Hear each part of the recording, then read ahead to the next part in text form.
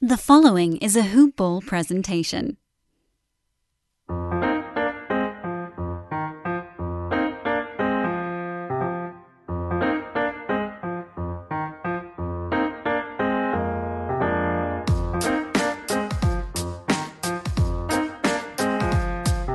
Hoop Ballers! Welcome back to another episode of Today in Sports Betting. It is Wednesday evening, just a shade after 8 p.m. on the East Coast. I'm Ira Silver, and I got a very special guest today on the show. But before we jump into who that is, we'll leave it in a little suspense. Our show is brought to you by Manscaped.com. They have redesigned the electric trimmer. The Manscaped engineering team spent 18 months perfecting the greatest hair trimmer ever created and just released the new and improved Lawnmower 3.0. The third generation trimmer features a cutting-edge ceramic blade to reduce manscaping accidents thanks to the Manscaped's advanced skin-safe technology. Now, when I tell you this is the best in the business, it really is. Now, all I'm asking you to do right now is, if you're interested, go to manscaped.com, type in our promo code HoopBall20, that's HOOPBALL20 at manscaped.com for 20% off and free shipping. I love mine, and you should get one too. Justin Macmahan, is that how you pronounce your last name? Very close, Macmahan. All right, Justin Macmahan is on the podcast. He's joining me tonight. He finished second place last week in the golf Millie Maker on DraftKings. So we have a lot to talk about because the course is the same course as last week. They're running it back for the first time since 1956. What a time to be alive in 2020. How you doing, Justin? I'm good. I'm really good. This is helping pass the quarantine season, and golf's been a lot of fun, and I'm really excited for this week. Awesome. Well, let me just, for everybody who doesn't know who Justin is, you can find him on Twitter. It's just his name, Justin Macmahan. He's the co-founder and CEO of DFI Takeover and dailyfantasyinsider.com. He's really big into the DFS if that's something that interests you. He's also he does dabble in the sports betting industry as well. So I'm just really excited to have you on and maybe talk to our listeners a little bit about your journey and where you started, how you started, and how did you get to such a high level so quickly? Yeah, so I was always into sports betting, in high school, middle school, like anybody else. I took a horrible beat my freshman year of high school by booking a kid on 80-1 odds that the Kings would win the Stanley Cup, and they did. Oh, my God. So kind of a rough start with my sports betting career. And then went to college and always just played like $3-4 contests on FanDuel and Draft Street, which was like one of the original sites for fantasy, and making small bets. And then when I went to college, I was on a financial needs scholarship, and they gave us a spending money stipend that was way more than we actually needed. So I was like, well, been there, done that. Yeah, so I was like, well, shit, I'm going to start like using this to just play fantasy, see if I can turn it into even more. So I put it into FanDuel, like half of it, and just started turning it into more and more, and just kept winning bigger contests, mostly with baseball to start, and winning bets as well. Put some money into like some offshore sites, and just kept turning it over. And then eventually I hit $100,000 GPP on FanDuel. And wow. So then I made a Twitter account because I heard that it was useful for DFS, like to get information for sports betting and stuff. So started just tweeting out some of my picks, and people started following me as I was engaging with the DFS community, which I didn't even know at the time, like that there was one. I was just like engaging with people. Like I'd search a player's name, and then people would be talking about him, and I'd just comment like, oh, I don't know, like I kind of think this, and then they'd see like my account that I had won like $100,000 like 2 weeks ago. So then they're like, oh, like, can you give us more advice? So that's how I started. It was just the first 6 months. I was just giving out free content, got a website built, and just kept growing it. Eventually had like a premium chat room. That's pretty much how they all start. Like all the sites like this is like free stuff, premium chat room, and then maybe you build and develop some tools and some better products. And so that's when we eventually developed what's called the War Room, and that's what we really focus on now. So all of our fantasy content is inside of these war rooms, and we have all of our picks at the top, and then we have a bunch of posts underneath that our analysts have written, giving you all the information that you need. And then underneath that, you can ask questions from our analysts, and it just keeps everything in one place and super digestible and convenient for people. And we've kind of tried to stay away from super long form content, like doing, not to ding podcasts since we're on one, but like podcasts and shows. I found that the industry just had plenty of them. And so I just tried to go a very different route and just create something that's like super quick and easy to use. And we have users that like podcasts, and we do some, but mostly our focus is like quick and easy. So for the betting product that we have, you just get like a push notification to your phone whenever there's a new betting war room, and it literally just tells you like in the headline what the bet is. And so you don't even have to open it if you don't want to. And then you swipe it open and it tells you like, how's our write-up for why we like that bet. So our whole point was just like, let's do all the research for you and just make this as convenient as it can possibly be with like push notifications in our app. That's amazing. I mean, one of these days I'm going to have to check it out just because I'm super intrigued and super interested. I mean, I love all fantasy, daily fantasy, sports betting content. I've been doing it a long time as well. I've won some tournaments on DraftKings. First tournament I ever won, I think, was I can't even remember now. It was like a $4 NBA. First place was $30K. It was like the best sweat ever, and I ended up winning it for $30,000. It That's just awesome. yeah, I'm surprised that didn't hook you and you didn't stick with DFS.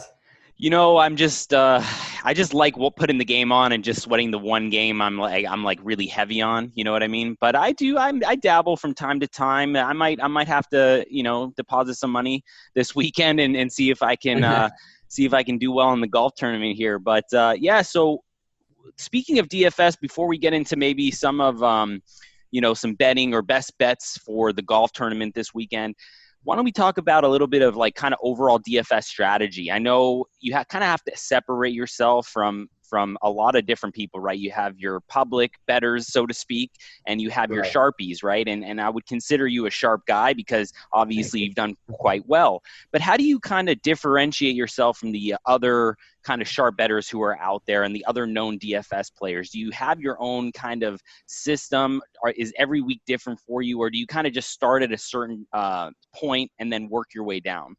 Yeah, so my system is definitely considered super unique. It's funny, when I came in second place in the Millie Maker, and I also had a lineup come in sixth place. So a lot of the shows that companies do where they review the top lineups, they were reviewing my whole set of my lineups that I submitted. And the thing I kept on hearing is, wow, that's the ballsiest strategy I've ever seen.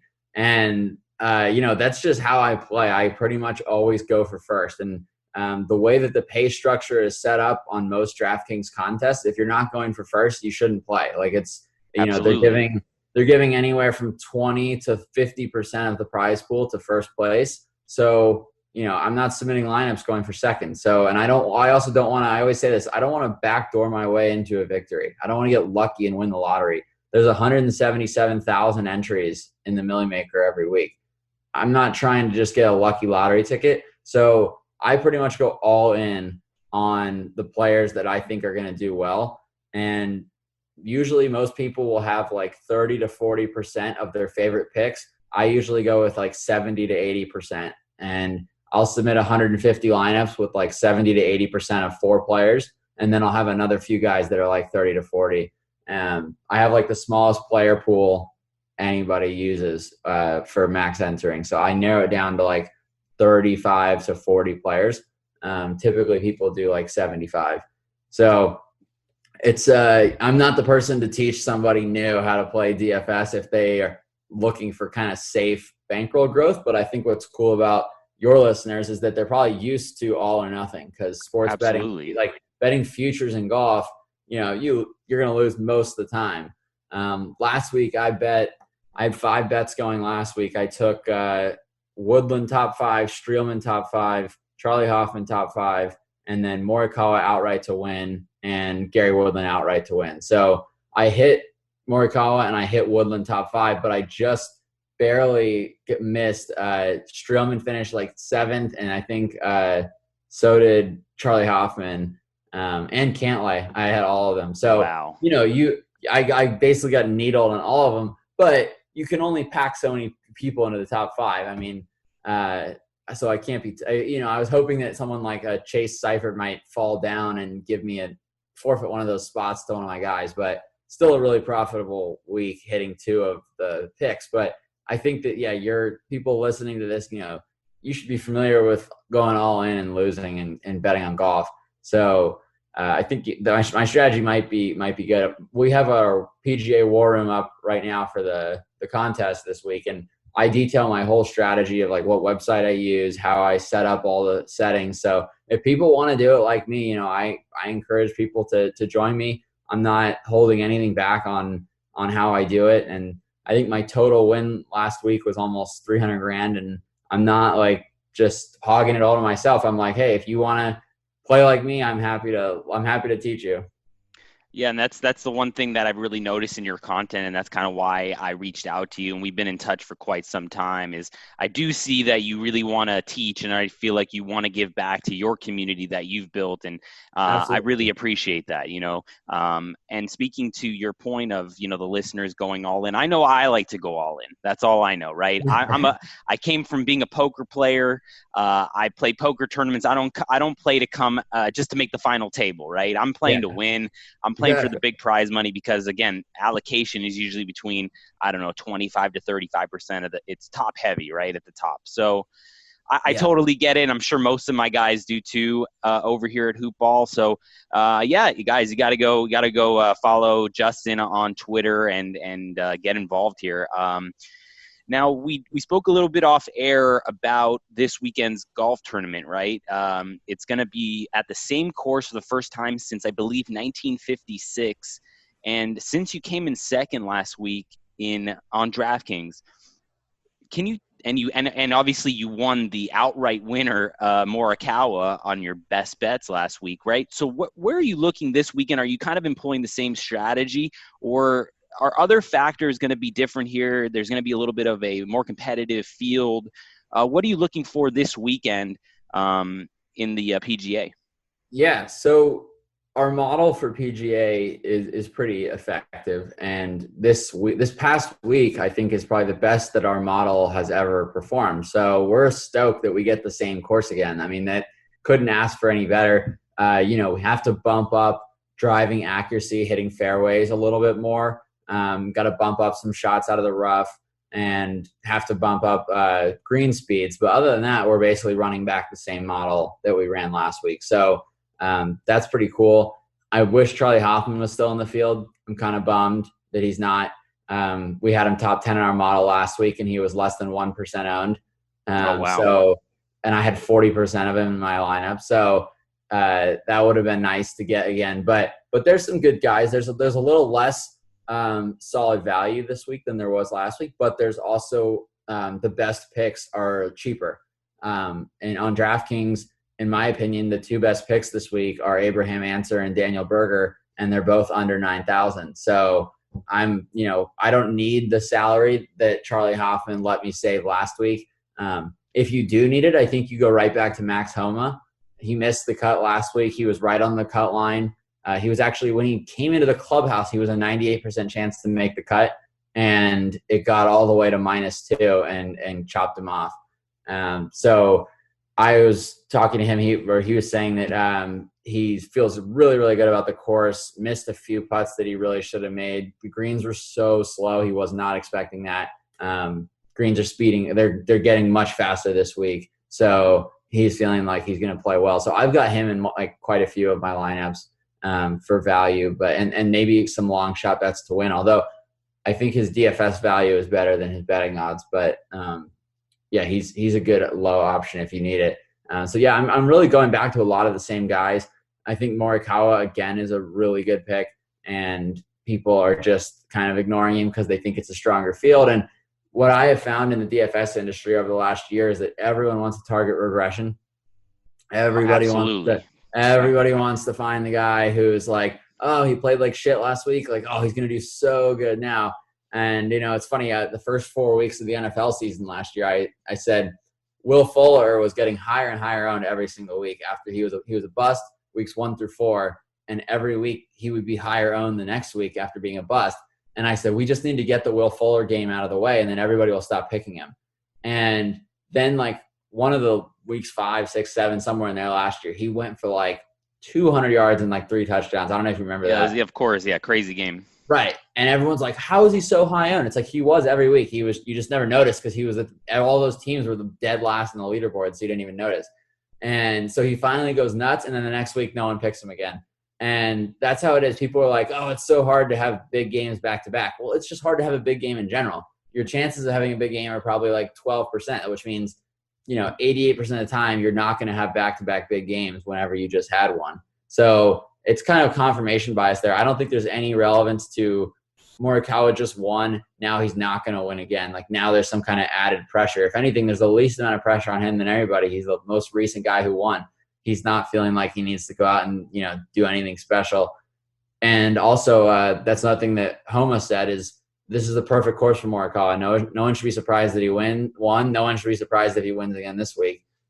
So I don't know. I don't have him I'm not all in on him because there's so many other good players in this field, but I definitely am going back to the well a little bit there.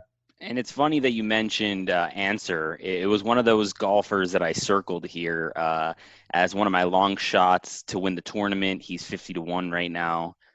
So it was definitely we're on the same kind of page in terms of our thinking there.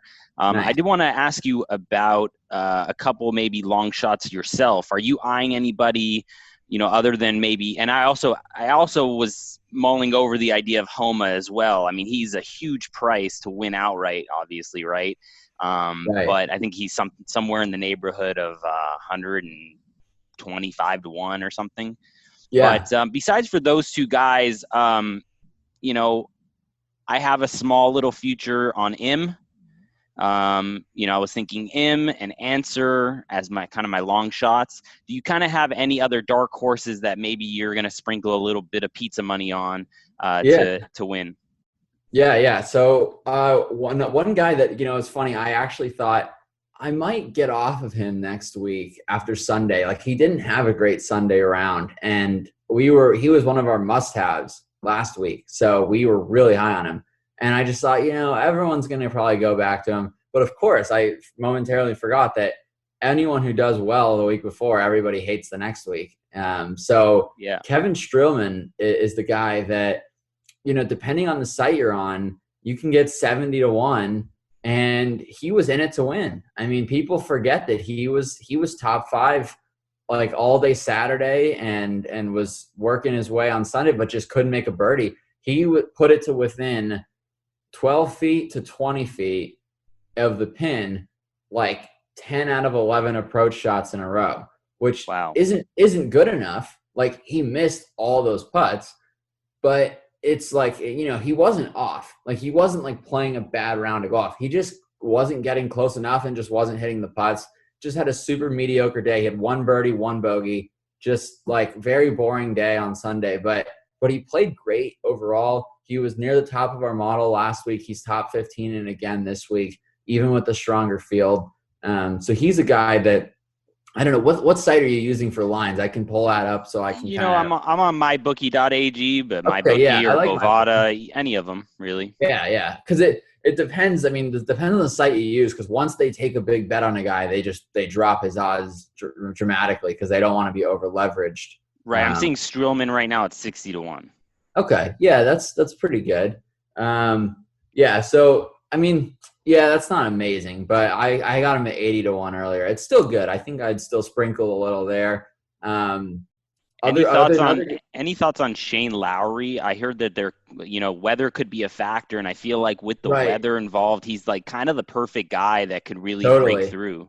Yeah, when we were running our showdown slate, we would cover like the 1-game slates on DraftKings or one day. So it would be like only like day 3, whatever your score on day 3 is the only thing that counts. And so when I was covering that, preparing for those war rooms, we added heavy winds to our model, and Shane Lowry just shoots up to like top 5. So the more wind there is, the more Shane Lowry I'm going to have exposure to, no doubt.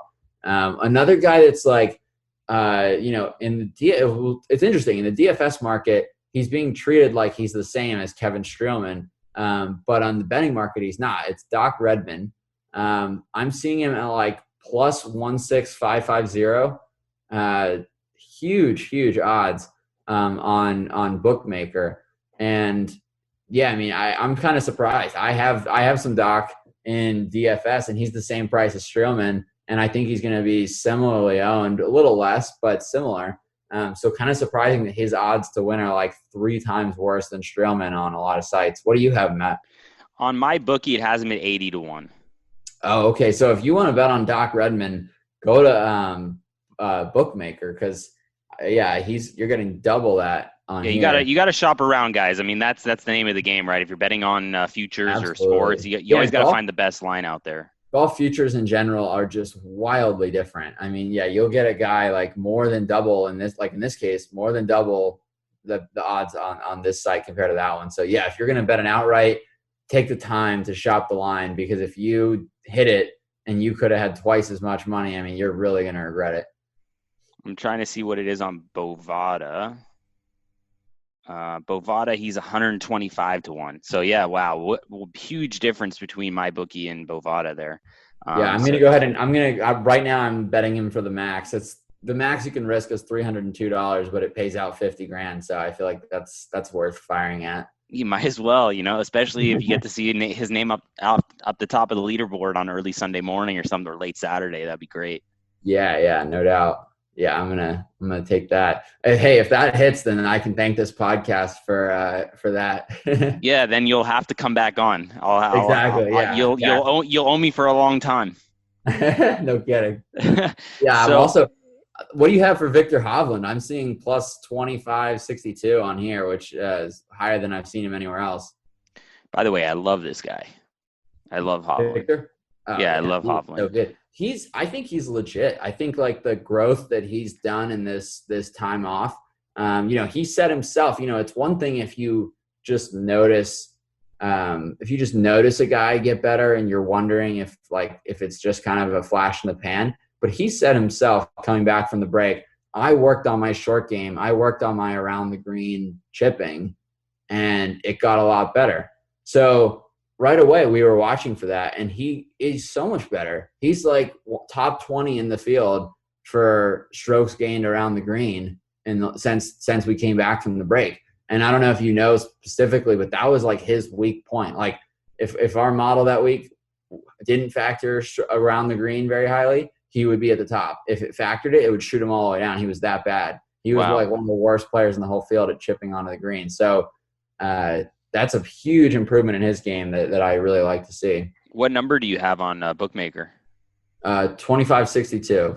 Okay, so yeah, on my bookie it's 24 to 1, and Bovada is 20 to 1. Yeah, I'm mostly seeing 20 to 1. So 24 is not bad. I wouldn't make a Bookmaker account for that 1.5 points, but I will take it. I'll take it on my end.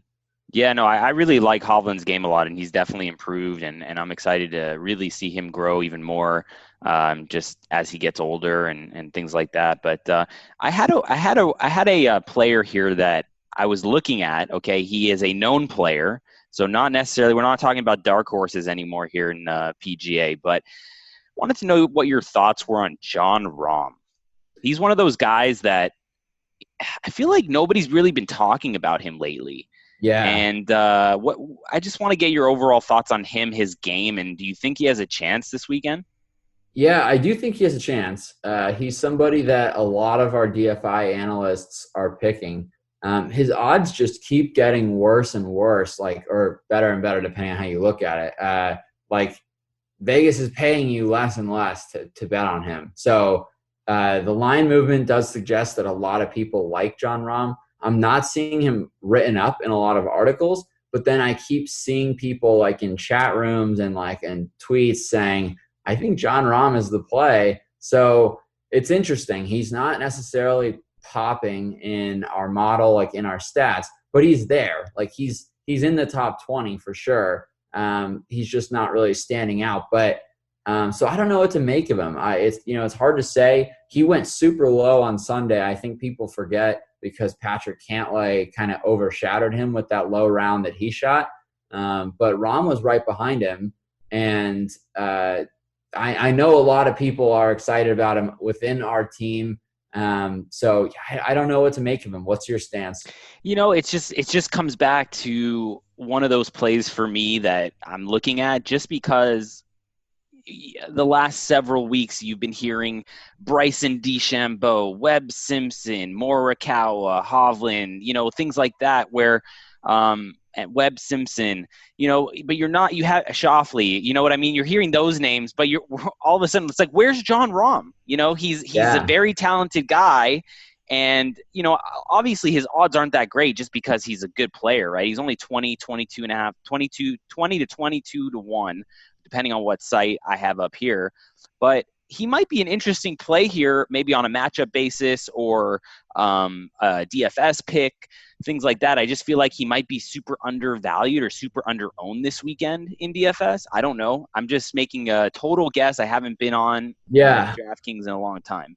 It's funny that you say that. So I did a write-up in our war room where I tried to predict what ownership is going to look like this week. And I put Rahm in my top 10 highest owned players. And I said, other sites don't agree with me. He's not being projected very highly owned, but just from the sense that I'm getting is that people are going to be picking him. I think that you can tell by the way that Vegas lines move that people are betting on him hard. So that usually translates into the DFS market, especially when he's underpriced. And a lot of sharp DFS players base some of their exposure, some of their picks on the closing lines, kind of like as it gets near the end on Wednesday night, they kind of base it on the lines. So I think Rahm will end up seeing decent ownership. I may end up being underweight on him relative to the field because I like so many other guys in that range already. What price is he on DraftKings? What was that? What price range is he in on DraftKings? He's like not the low mid 9,000s. Oh wow, okay. He's kind of he's right in between Matsuyama, Schauffele, Tiger Woods, Hovland, Cantlay. He's kind of in there, and I have some Rahm, but I have way more of some of those other guys. So that's probably where I'll end up landing. But I don't dislike him. He's hard for me to get a read on for some reason. He really is. That's so true. I've never had a good John Rahm betting experience. So if I'm making you lean one way or the other, anybody out there listening to the podcast, don't listen to me. He's one of those guys I just never get right in golf. Just like I never get LeBron James right in basketball, and just like I never get Tom Brady right in football. I just can't win when I bet on those three guys. So I just fade them usually. But having said that, I do like it. My strategy with Brady has always been don't bet against him, but I also don't bet against Belichick. So now that they're separated, I don't know what I'm going to do there. I might have to just take some time and just watch and see what it looks like. Well, assuming we have a football season. That's true. Well, I'm not too confident it's happening, but we'll see. We'll see there. Justin, I wanted to ask, speak briefly with you about, MLB, NBA. Obviously, I'm assuming, so correct me if I'm wrong, the War Room and your site and your app, they deal with all sports.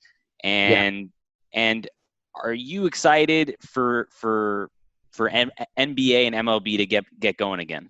Oh yeah. Oh, super, super excited. We love covering that. We were having so much success with the NBA season. We had such a good thing going with our model. I play a very contrarian game in NBA. So I joined the higher stakes contests, the contests that are, anywhere from $1,000 to $5,000 to enter. So I'll join those, and I just, I'll go super contrarian, fade the obvious picks. And it's fun. I like it. It takes a different way of thinking about the game, but that's probably my favorite sport now with the way that I play it.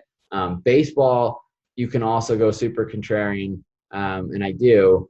But people recognize that since baseball is like a 4 sample size game, that it's easier for other people to justify doing it too. So you don't necessarily get like a 95% on picks like you do in basketball, where if you fade them and they get injured in the first quarter, you just automatically win.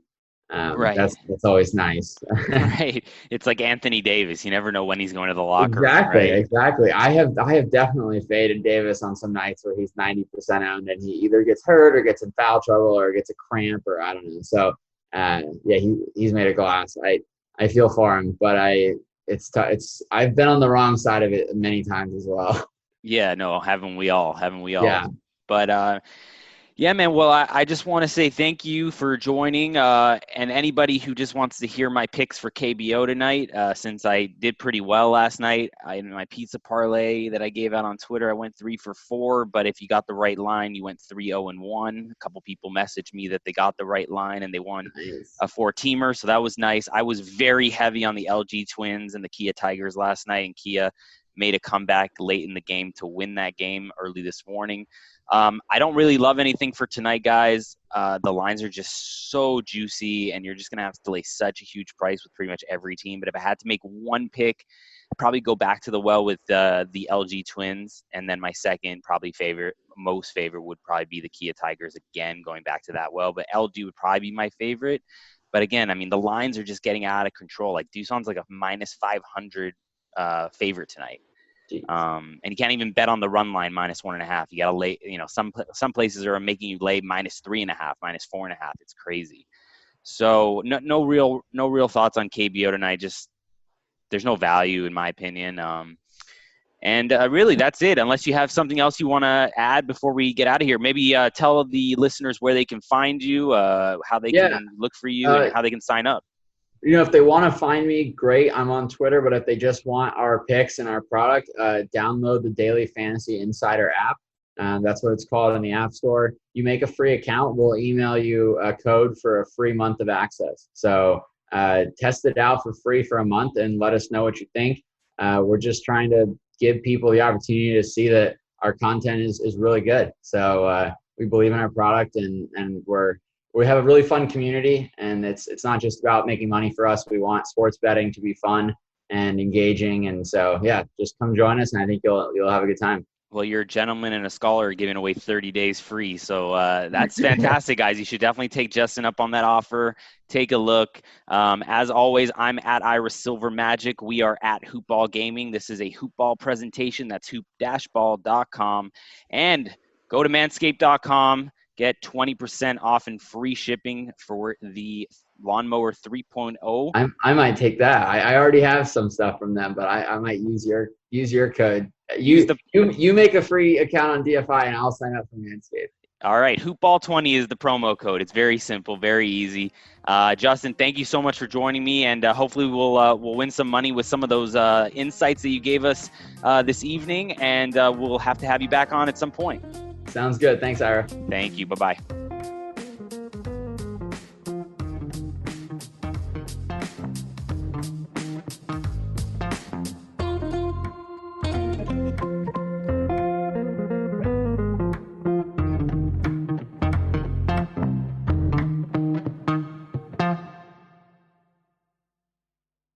This has been a Hoop Ball presentation.